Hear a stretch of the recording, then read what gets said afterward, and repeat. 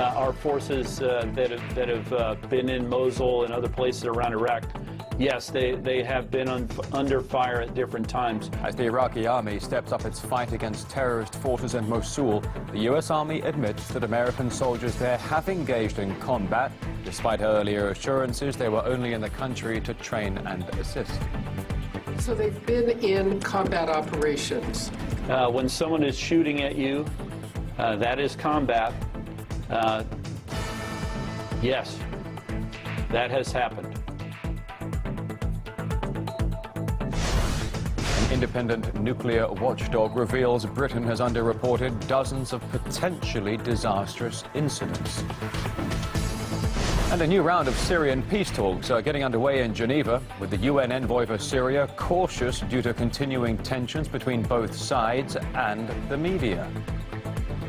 Dear friends of the media, don't be, and I will not be, impressed if you will be having terrible interviews saying these people are awful, the others are even more awful.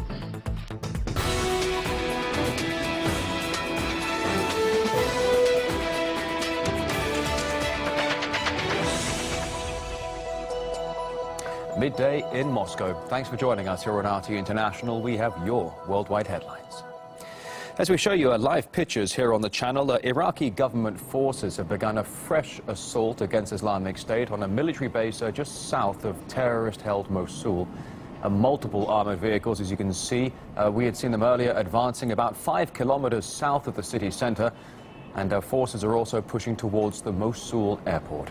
Now, this comes as the Pentagon's Baghdad-based spokesperson admits that U.S. troops are also under fire and even in combat in the embattled city.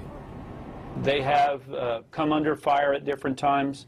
They have returned fire at different times in and around Mosul. That has happened at different times. I don't have a number of times that that's happened. I don't know that I could provide one. So they've been in combat operations.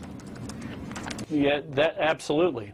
Yeah, I mean, that's when someone is shooting at you, that is combat. Yes, that has happened. Earlier, U.S. Defense Secretary James Mattis hinted that American troops could already be engaged in the fight there. The West Mosul operation, as you know, has been underway in terms of isolating the area for some time now. We are very close to it, if not already engaged in that fight. There are reportedly around 650,000 civilians still trapped in the western part of Mosul in dire conditions. And since the beginning of the operation, human rights groups have been warning that civilians require more help than they are receiving. The Red Cross posted a video online outlining the dangers those people are now facing.